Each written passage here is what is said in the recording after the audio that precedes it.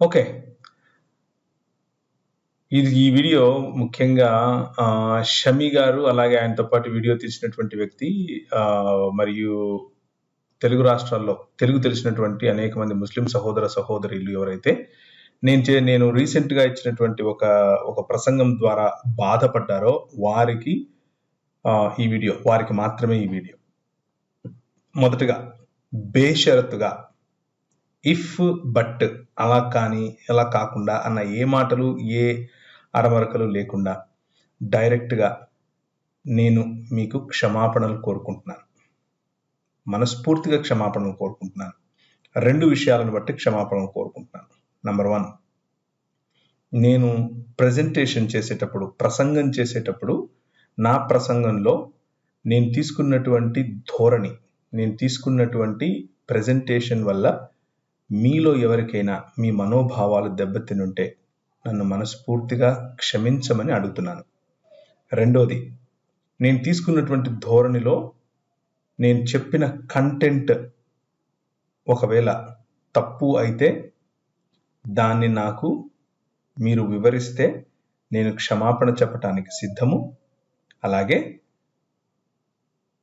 ఇస్లామీ సాహిత్యం అని వాడాల్సిన చోట మొహమ్మద్ గారు అని వాడినందుకు మనస్ఫూర్తిగా క్షమాపణ కోరుకుంటున్నాను. ఇస్లామీ సాహిత్యంలో ఉన్న మాటలు నేను ఇప్పుడు మీకు చెప్పి చూపిస్తాను.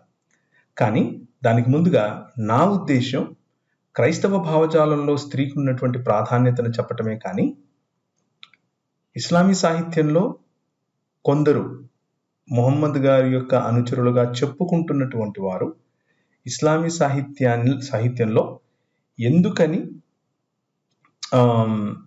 మొహమ్మద్ గారిని తక్కువ చేసి, మొహమ్మద్ గారికి స్త్రీల పట్ల తప్పుడు అభిప్రాయం ఉంది అన్నట్లుగా వాళ్ళు రాశారు. అలా రాయకుండా ఉంటే బాగుండేది అన్న ఉద్దేశంతో అలా రాసి మొహమ్మద్ గారికి ఉన్నటువంటి గౌరవాన్ని కించపరుస్తున్నారా అన్న ప్రశ్నతో చెప్పినటువంటి మాటలు. మళ్ళీ చెప్తున్నాను, ఇస్లామీ సాహిత్యంలో కొందరు స్త్రీలను తక్కువ చేసి చూపిస్తూ స్త్రీలకు ప్రార్థనలకు వచ్చే అవకాశం కూడా లేకుండా, వారికి సెంట్లు పూసుకునే అవకాశం కూడా లేకుండా వారిని సంకుచితంగా అదిమి వేస్తున్నారు, త్రొక్కేస్తున్నారు అన్నటువంటి బాధ. ఇది మొహమ్మద్ గారు చెప్పారా చెప్పలేదా అన్నది మీరు చెప్పాలి, ఇస్లామీ సాహిత్యకారులు చెప్పాలి. నా ఉద్దేశంలో ఒకవేళ మొహమ్మద్ గారు నిజంగా బైబిల్ చెప్పేటటువంటి ప్రవక్తల జాబితాలో ఒకరైతే తప్పకుండా ఇలా చెప్పి ఉండరు. క్రైస్తవ భావజాలాన్నే ఆయన చెప్పి ఉండేవారు.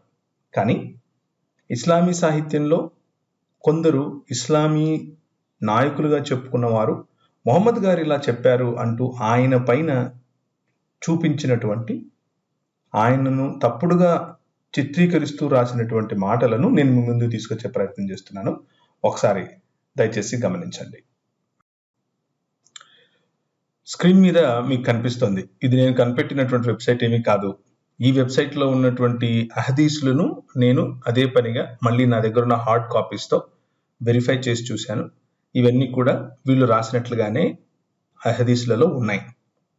Women's prayer at home is more rewarding, అంటే స్త్రీలు ఇంట్లో ప్రార్థనలు చేసుకుంటేనే మంచిది, వాళ్ళు మసీదుల్లోకి రాకుండా ఇళ్లలో చేసుకుంటేనే మంచిది అని చెప్తూ రాసినటువంటి దాని గురించినటువంటి అహదీసులు. హదీసు అని అంటే ఏంటో ఇస్లామీ ఉమ్మకు తెలుసు, మిగిలిన వాళ్ళ కోసం హదీసులు అని అంటే ఖురాన్లో మొహమ్మద్ గారి ద్వారా రాయబడినటువంటి మాటలకు వ్యాఖ్యానమిస్తూ మొహమ్మద్ గారే వివరించినట్లుగా చెప్పుకుంటూ రాసినటువంటి పుస్తకాలు. మొహమ్మద్ గారి యొక్క దిశానిర్దేశం, లేకపోతే మొహమ్మద్ గారు ఎలాంటి ప్రాక్టీసెస్ చేశారో వాటిని నమోదు చేశాము అంటూ చెబుతూ రాసినటువంటి కొన్ని గాథలు, కథలు, సూక్తులు వగైరా వగైరా. అయితే అబ్దుల్లా ఇబ్న్ ఉమర్ గారు ఏమంటున్నారు అని అంటే, అల్లా గారి యొక్క మెసెంజర్ అయినటువంటి మొహమ్మద్ గారు అంటున్నారు ఉమర్తో, do not prevent your women from going to the mosque yet. మీరు మీ భార్యలను మసీదులకు వెళ్ళడం ఆపకండి, కానీ yet praying at their home is the more rewarding thing for them. వాళ్ళ ఇళ్లలో కనుక వాళ్ళు ప్రార్థన చేసుకుంటే అంతకంటే గొప్ప ఇంకేది లేదు, అదే వాళ్ళకి మంచిది అని చెప్తున్నారు. ఎందుకు, ఏం జరిగిందని ఇలా చెప్తున్నారు అని కనుక ఆలోచిస్తే, వాళ్ళలో ఉన్నటువంటి ఒక స్కాలర్ గారు ఈ విధంగా చెప్తున్నారు. The reason why their prayer at home is more rewarding is that they are safe from temptation. వారికి ఉన్నటువంటి టెంప్టేషన్స్, శారీరక అభిలాషలు, ఆకర్షణల నుంచి వారు తప్పింపబడతారు. This is more confirmed after the change that occurred in women's dress. వారు డ్రెస్సులు వేసుకోవడంలో మార్పులు వచ్చిన తర్వాత they began dressing improperly and adorning themselves when going out. బయటకు వెళ్ళేటప్పుడు వాళ్ళను వాళ్ళు చాలా అందంగా తయారు చేసుకుంటూ అందంగా కనిపించేట్లుగా డ్రెస్సులు వేసుకుంటున్నారు. కాబట్టి అందుకనే ఆయిషా గారు అంటున్నారు, this is why Aisha said after the death of the prophet, Muhammad గారి యొక్క మరణం తర్వాత, that had the prophet of Allah sallallahu alaihi wasallam seen how women had changed, he sallallahu alaihi wasallam would have forbidden them from going out to the mosque. ఒకవేళ ఇలా జరుగుతుంది, ఇలా గనక మొహమ్మద్ గారు కనుక చూసింటే వాళ్ళను నిజానికి మొహమ్మద్ గారు అనుమతించేవారే కాదు. నేను నా వీడియోలో చెప్పింది ఇదే. కాకపోతే నేను పురుషుల కోణంలో నుంచి చెప్పాను, ఆయిషా గారు స్త్రీల కోణంలో నుంచి, మరియు పురుషులను ఏ విధంగా అట్రాక్ట్ చేస్తున్నారు, పురుషులను ఏ విధంగా ప్రార్థనా సమయంలో వారి వైపుకు ఆకర్షించుకుంటున్నారు అన్న విషయాన్ని చెప్పారు. నేను అదే చెప్పాను, నేనేం నా సొంతంగా చెప్పలేదు. ఇది నేను చెప్పింది తప్పు అయితే ఆయిషా గారు చెప్పింది తప్పు అవ్వాలి. నేను చెప్పింది తప్పు అయితే ఆయిషా గారు చెప్పారు అనుకుని రాస్తున్నటువంటి ఇస్లామీ స్కాలర్లు తప్పవ్వాలి, నేను కాదు.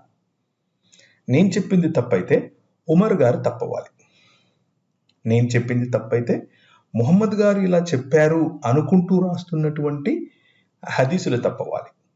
దయచేసి ఆలోచించండి. నాకేమీ ఇబ్బంది, నాకు ఏ ప్రాబ్లం లేదు. అది కూడా నేను ఒక కాంటెక్స్ట్లో చెప్పాను. ఏంటా కాంటెక్స్ట్? సెంటు పూసుకోవడం, సెంటు గురించినటువంటి కాంటెక్స్ట్లో చెప్పాను. He, peace be upon him, forbade men from preventing women from going to mosque. Same దాంట్లోనే ఉన్నాను, అదే కాంటెక్స్ట్ లో ఉన్నాను. He sallallahu alaihi wasallam forbade women from applying perfume when going out. బయటికి వెళ్ళేటప్పుడు మీరు సెంటు కొట్టుకోకండి అని స్త్రీలకు చెప్పినట్లుగా ఎవరు? మొహమ్మద్ గారు. నేను అదే చెప్పాను వీడియోలో, సెంటు కొట్టుకొని వెళ్ళకండి. సెంటు కొట్టుకొని ఎందుకు వెళ్ళకూడదు? ఎక్కడికి వెళ్తారు వాళ్ళు? మసీదులకు వెళ్తారు ప్రార్థనకు, బజారుకు వెళ్తారు, అంతకుమించి ఇంకెక్కడికి వెళ్తారు? ఆ రోజుల్లో ఇంకే పని లేదు, మసీదు బజారు తప్ప వేరే పని లేదు. పురుషులతో వాళ్ళ సొంత భర్తలతో వెళ్ళినా, స్వయంగా వెళ్ళినా మసీదులు, మార్కెట్లు, అంతకుమించి ఏముంటాయి? Abu Hurairah, a companion, narrated that Messenger of Allah sallallahu alaihi wasallam said, do not prevent your women going to the mosque, but let them not perfume. వాళ్ళ మసీదులు పోనీయండి, కానీ సెంటు కొట్టుకొని పంపించద్దు. నేను ఇదేగా చెప్పాను, నేనేమైనా కొత్త చెప్పాను? Let them not perfume themselves before going out. మసీదులకు వెళ్ళేటప్పుడు వాళ్ళని ఆపద్దు, కానీ ఒకవేళ వాళ్ళు వెళ్తాము అని అంటే సెంట్లు కొట్టుకొని పంపించద్దు. ఎందుకు అలా సెంటు కొట్టుకొని పంపించకూడదు అని అంటే, అల్-లతీమ్ అబాది, scholar said, they were forbidden from that lest they arouse men by the smell of their perfume. వాళ్ళు కొట్టుకుంటున్నటువంటి పర్ఫ్యూమ్స్ కారణం చేత, సెంటుల కారణం చేత పురుషుల్లో లైంగిక వాంఛలు పెరుగుతున్నాయట. This ruling applies to anything else that would have the same effect that a perfume has in arousing men. పురుషులలో లైంగిక వాంఛలు పెంచేటటువంటి మిగిలిన దేనికైనా సరే ఇదే ప్రిన్సిపల్ అప్లై అవ్వాలి అని చెప్తున్నాను. నేను అదేగా చెప్పింది, నా ప్రెజెంటేషన్లో నేను అదే చెప్పాను. మొహమ్మద్ గారి దగ్గరికి వెళ్ళి, అయ్యా ఏంటి వీళ్ళు ఇలా వస్తున్నారు, వాళ్ళు సెంటు కొట్టుకొని వస్తే మేము అల్లా గారిని చూడాలా, వాళ్ళని చూడాలా అని వాళ్ళు అడుగుతున్నట్లుగా నేను నా ధోరణిలో చెప్పాను. ఆ ధోరణి ఒకవేళ మిమ్మల్ని బాధ కలిగించింటే నన్ను క్షమించండి, నేను మనస్ఫూర్తిగా క్షమాపణలు అడుగుతున్నాను. కానీ దీని గురించి ఏమంటారు? ఇవి నా ఒపీనియన్స్ కావు, ఇవి మొహమ్మద్ గారి ఒపీనియన్. మొహమ్మద్ గారి ఒపీనియన్ అంటూ మీ స్కాలర్స్ రాసినటువంటి పుస్తకాలు, వాటిని మీరు ప్రశ్నించండి. ఇస్లామీ ఉమ్మాలో ఉన్నటువంటి స్త్రీలారా, మీ పట్ల మీ స్కాలర్స్ రాస్తున్నటువంటి ఈ మీరు సెంట్లు కొట్టుకుంటే పురుషులకు ఏదో అయిపోతుంది అన్నటువంటి ఈ కుహన, లేకపోతే ఈ సంకుచితమైన దృక్పథాన్ని మీరు ప్రశ్నించండి. మీకోసం నేను ప్రశ్నిస్తున్నాను, మీకోసమే నేను ప్రశ్నించేది. ఎందుకు మీరు సెంట్లు కొట్టుకుంటే మాకు లైంగిక వాంఛలు కలగడం ఏంటి? మేము సెంట్లు కొట్టుకుంటే మీకు కలగదా? మేము సెంట్లు కొట్టుకొని వెళ్ళకూడదా? వెళ్ళొచ్చా గుళ్ళకు, గోపురాలకు, మసీదులకు? ఎందుకు? వై దిస్ డబుల్ స్టాండర్డ్ అనేది నా ప్రశ్న. నేను అక్కడ చెప్తున్నటువంటి నా ప్రశ్న ఇదే.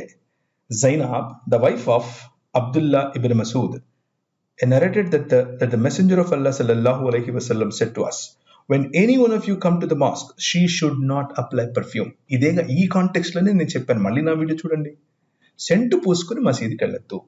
మొహమ్మద్ గారికి ఇష్టమైనటువంటివి ఏవి ఆయనే చెప్పారు. ఈ లోకంలో నాకు 3 ఇష్టం. ఒకటి స్త్రీలు, రెండవది సెంటు, మూడవది మేక మాంసం. ఆయనే చెప్పారు. ఇదొక అహదీసు, ఇదో సహీ అహదీసు, నేను కొత్తగా చెప్పింది ఏమి కాదు. ఆయనకి ఇష్టమని స్త్రీలు కూడా పర్ఫ్యూమ్స్ పూసుకుంటే ఇప్పుడు ఆయన ఏం చెప్తున్నారు? మీరు అది పూసుకుంటే మేము లైంగిక వాంఛలతో రగిలిపోతున్నాం కాబట్టి మీరు పూసుకొని మసీదులకు రావద్దు. ఇదేగా నేను చెప్పింది అదే. Abu Hurairah narrated that the messenger of Allah sallallahu alaihi wasallam said, whoever bracket లో woman perfumes herself should not join us in the night prayer. రాత్రిపూట ప్రార్థనలకు మీరు రాకండి సెంటు పూసుకొని. నేను ఇదే చెప్పాను. ఇది నా ఒపీనియన్ కాదు. ఇది ఎవరిది? ఇస్లామీ స్కాలర్స్ మొహమ్మద్ గారు చెప్పారు అని చెబుతూ రాసినటువంటి మీ ఒపీనియన్ ఇది. ఈ ఒపీనియన్ ఈ రోజుల్లో ఇది కరెక్ట్ అంటారా? ఈ ఒపీనియన్ ఇలా ఉండటం వల్ల ఈక్వాలిటీ కనిపిస్తుందా ఇక్కడ? నేను అదే ప్రశ్నించాను. కానీ ద కింగ్డమ్ ఆఫ్ గాడ్, దేవుని రాజ్యం, ఈ రాజ్యంలో స్త్రీకి పురుషునికి మందిరంలోనికి, మందిర ఆవరణంలోనికి, ప్రార్థనలోనికి రండి, కమాన్. మీరు వేసుకునే దుస్తులు, మీరు పూసుకున్నటువంటి సెంట్లు కాదు, నీ మైండ్ని ఆఫ్ చేసుకుని దేవుని వైపు నువ్వు చూడు అన్నదే నేను చెప్పాను. అంతటితో ఆగారా? కాదు. చూడండి, ఇది నేను రాసిన పుస్తకం, యెహోవా అల్లా ఒకడేనా అన్నటువంటి పుస్తకం. దాంట్లో నేను రికార్డెడ్గానే రాశాను. మీ యొక్క స్కాలర్స్ రాసినటువంటి, మీరు వాడుతున్నటువంటి సహీల్ బుఖారి, సహీ ముస్లిం, సునన్ అబూ దావూద్ లాంటి సహీ సిత్తాల నుంచి తీసుకున్నటువంటి అహదీస్లే ఇవి నేను సొంతంగా రాసినవి ఏమి కాదు. ఏమున్నాయి? సహీల్ బుఖారి, సహీ ముస్లిం వాల్యూమ్ నెంబర్ 8 కితాబుల్ రికాక్లో ఏముంది? 26వ అధ్యాయం హదీసు సంఖ్య 2736, 2737, 2738 ఏముంది? నేను స్వర్గద్వారం యొక్క నిలబడి చూస్తే అందులో ఊహించలేనంత మంది పేదవాళ్ళు ఉన్నారు. అందులో ప్రవేశించడానికి ధనవంతులకు అనుమతి లేదు. నరకప్రాప్తులు అందులో ప్రవేశించడానికి ఆజ్ఞ ఇవ్వబడినప్పుడు నేను అగ్నిద్వారం దగ్గర నిలబడి చూస్తే అందులో ప్రవేశించలేని ఊహించలేనంత మంది ఆడవాళ్లే. నరకంలో ఊహించలేనంత మంది ఆడవాళ్ళు ఎందుకున్నారు అని ఆలోచిస్తే అల్లాకు స్త్రీ పట్ల ఇంత పక్షపాతం ఎందుకు అన్న ప్రశ్న వస్తుంది. ఇది నిజానికి అల్లా ఉండకపోవచ్చు, ముహమ్మద్ గారికి ఉండకపోవచ్చు, కానీ స్త్రీలకు విరోధంగా రాస్తున్నటువంటి ఇస్లామీ సాహిత్యకారులు నేను ప్రశ్నిస్తున్నాను. ఈ సహీ ముస్లిం, సహీ అల్ బుఖారి అన్నటువంటి పుస్తకాలు రాసినటువంటి వాళ్ళు ఎందుకని స్త్రీల పట్ల ఇంత తక్కువ భావాన్ని, హేయ భావాన్ని ముహమ్మద్ గారికి కూడా రుద్ది మరి ఎందుకు రాస్తున్నారు అన్నది నా ప్రశ్న. సహీ అల్ బుఖారి వాల్యూమ్ నెంబర్ 8 కితాబుల్ రికాక్లో 2740 స్త్రీల కారణంగా పురుషులకు కలిగే హానికి మించిన ఏ హానిని నేను నా తర్వాతి పురుషులకు విడిచిపెట్టలేదు అని ముహమ్మద్ గారు చెప్తున్నట్లుగా వీళ్ళు రాస్తున్నారు. ఈ ప్రవీణ్ రాసిన పుస్తకం కాదు. సహీ ముస్లిం అనేది మీ పుస్తకమేగా. స్త్రీల ద్వారా పురుషులకు జరిగే హాని తప్ప నేను ఇంకే హానిని, శ్రమను విడిచిపెట్టలేదు వీళ్ళ కోసం అని 2741, 2740లో రాస్తున్నారు అని అంటే ఎందుకని స్త్రీల పట్ల ఇంత హేయ భావం? నేను అదే నా వీడియోలో ప్రశ్నించాను. ఏం తప్పు ప్రశ్నించాను చెప్పండి? ఏ తప్పు ప్రశ్నించలేదు కదా. మీకోసమే ప్రశ్నించాను, స్త్రీల కోసం. అంత మాత్రమేనా? అలా కాదు. ఇక్కడ చూడండి స్క్రీన్ మీద, సహీ అల్ బుఖారి volume number 1, book number 9, number 490. ఇది ఆన్లైన్ ఎడిషన్, ఇది హార్డ్ కోర్ ఎడిషన్ కాదు. ఇది హార్డ్ కోర్ ఎడిషన్ లో వేరే నెంబర్ ఉంది. దీనికి ఏముంది ఇక్కడ? Prayer is annulled by dog, a donkey and a woman. మీరు చేసిన ప్రార్థనలు దేవుని దగ్గరికి పోకుండా ఆగిపోవాలి అని అంటే మీ ముందు ఒక నలకుక్క వెళ్ళినా, ఒక గాడిద వెళ్ళినా, ఒక స్త్రీ వెళ్ళినా ఆగిపోతాయి. అందుకని వీళ్ళని మసీదులోకి రానిద్దంటున్నారు అంటున్నాను. మీ ఎదురుగా మసీదులో స్త్రీ ఉంటే మీరు చేసిన ప్రార్థన వెళ్ళదని కదా అర్థం. ఇది లాజికల్ ఇంప్లికేషన్ చెప్పాను. మీరు మీ పుస్తకాలే, నా పుస్తకం కా పుస్తకాలు. The messenger of Allah, may peace be upon him, said, when any one of you stands for prayer and there is a thing before him equal to the back of a saddle that covers him, and in case there is not before him an equal to the back of a saddle, his prayer would be cut off by an ass, a woman, or a black dog. ఆ ప్రార్థనలు పోవు అల్లా దగ్గరికి అని ఆయన చెప్తున్నారు. మీ ఎదురుగా గనక ఆ స్త్రీ నిలబడుకుని ఉంటే, ఒక స్త్రీ నిలబడుకుని ఉంటే, మీరు చేసినటువంటి ప్రార్థనలు పోవు అల్లాహ్ దగ్గరికి అని ఆయన చెప్తూ ఉంటే, ఇప్పుడు మళ్ళీ ఇప్పుడు నేను చెప్పిన అదేదో నేనేదో తప్పు చేశాను నా మీద అనడం వల్ల ఏం లాభం? ఇది మొహమ్మద్ గారి యొక్క ఆలోచన విధానం అని మీ స్కాలర్స్ రాశారు. నా వరకు నేను మొహమ్మద్ గారు ఇలా అనుకుని ఉండరేమో అనుకుంటున్నాను. ఎందుకు అనంటే అప్పటికీ క్రైస్తవ భావజాలం ప్రబలి ఉంది కాబట్టి, యేసుక్రీస్తును ఎరిగి ఉన్నారు అని మీరే చెప్తున్నారు కాబట్టి, బైబిల్ను చదివి ఉన్నారు అని మీరే చెప్తున్నారు కాబట్టి, ఇలాంటి ఆలోచనలు ఆయనకు బహుశా ఉండేవి కాకపోవచ్చు. కానీ మీ స్కాలర్స్ ప్రత్యేకంగా ఎందుకని స్త్రీలను ఇలా తగ్గించటం కోసం పుస్తకాలు రాసి మరీ ప్రజలకు చెప్తున్నారు. అదంట, ఒక ఆమెను పెళ్లి చేసుకుంటే, స్త్రీని తెచ్చుకుంటే ఎలా ప్రార్థన చేయాలంట? The profit said, if one of you marries a woman or buys a slave, he should say, "O Allah, I ask thee for the good in her, and in the disposition thou hast given her. I take refuge in thee from the evil in her, and the disposition thou hast given her." ఆమెలో ఒక evil ఉంటుంది, చెడు ఉంటుంది, దాని నుంచి నన్ను రక్షించు అని చెప్తారా? ఎందుకుంటుంది స్త్రీలలో ఈవిల్? ఇది ఏం భావజాలం? ఇది ఎక్కడి నుంచి వచ్చింది ఈ భావజాలం అని నేను ప్రశ్నిస్తున్నాను. అది నేను కావాలని ప్రశ్నించింది ఏం కాదు కదా. సో ఇంకొక మాట, సహీహుల్ బుఖారీ vol number 1, book number 12, number 824 ఏమనంది? The prophet said, if your women ask permission to go to the mosque in the night, allow them. కానీ బట్ ఇంతవరకు నేను చేసినట్టు సెంటు పూసుకోవద్దు. బట్ ఇంట్లోనే ప్రార్థన చేసుకుంటే ఇంకా మంచిది. బట్ అవతలి వారిని టెంప్ట్ చేసే విధంగా, వారికి అల్యూర్మెంట్ ఇచ్చే విధంగా దుస్తులు కానీ, వాళ్ళకి అల్యూర్మెంట్ ఇచ్చే విధంగా సెంట్లు కానీ, వాళ్ళకి అల్యూర్మెంట్ ఇచ్చే విధంగా ఎలాంటి అది చేయకుండా వెళ్ళేట్లుగా వెళితే వెళ్ళు, కానీ వెళ్లకుండా ఇంట్లో ఉంటేనే మంచిది. ఇది ఏం లాంగ్వేజ్ ఇది?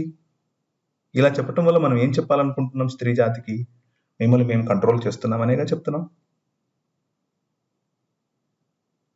సో ఇదే నేను చెప్పాను. చివరిగా ముస్లిం సమాజం మొత్తానికి కూడా మరొకసారి నేను క్షమాపణ కోరుకుంటున్నాను. నేను చెప్పిన మాటలు తప్పైతే, నేను చెప్పిన విధానం తప్పైతే, దాని ద్వారా మీ మనోభావాలు దెబ్బతినుంటే నన్ను క్షమించండి. నేను మనస్ఫూర్తిగా కోరుకుంటున్నాను. మిమ్మల్ని బాధపెట్టడం నా ఉద్దేశం కాదు. కానీ నేను చెప్పిన సందేశం ఈ పుస్తకాల్లో లేదా? నేను తీసుకుని వచ్చినటువంటి ఈ సమాచారం మీ పుస్తకాలలో నుంచి కాకుండా నేను సొంతంగా చెప్పాను?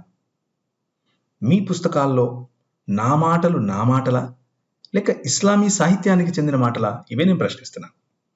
ఒకవేళ ఇస్లామీ సాహిత్యానికి చెందిన మాటలైతే మీరు సమాధానం చెప్పండి. స్త్రీలను ఈ విధంగా ఇప్పుడు మీరు ట్రీట్ చేస్తారా? సభ్య సమాజంలో స్త్రీలను సెంటు పూసుకోవద్దు, నువ్వు ఈ బట్టలు వేసుకోవద్దు, నువ్వు ఆ బట్టలు వేసుకోవద్దు, నువ్వు మందిరంలోకి రావద్దు, నువ్వు మాస్కులకి రావద్దు, నిన్ను చూస్తే నేను టెంప్ట్ అవుతున్నాను, ఇవి చెప్దామా? ఇవి మొహమ్మద్ గారి యొక్క ఆలోచనలా? అవి మీరు ఒప్పుకుంటారా? బహుశా ఒప్పుకోకపోవచ్చు. మొహమ్మద్ గారు విశాలమైనటువంటి ఆలోచన విధానం కలిగి ఉన్నారు అని నేను కూడా అనుకుంటున్నాను. ఎందుకంటే అప్పటికే ఆయన క్రైస్తవం యొక్క ఇన్ఫ్లుయెన్స్లో వచ్చుంటారు. ఎందుకంటే మీరే చెప్తున్నారు వచ్చున్నారని. ఒకవేళ అది కాదు, మొహమ్మద్ గారు అలా చెప్పుండకపోవచ్చు అని అంటే ఇప్పుడు ఇది రాసింది ఎవరు? ఎవరిని మీరు ప్రశ్నించాలి? విఘ్నులు. మీరే ఆలోచిస్తారని నమ్ముతూ థ్యాంక్ యూ.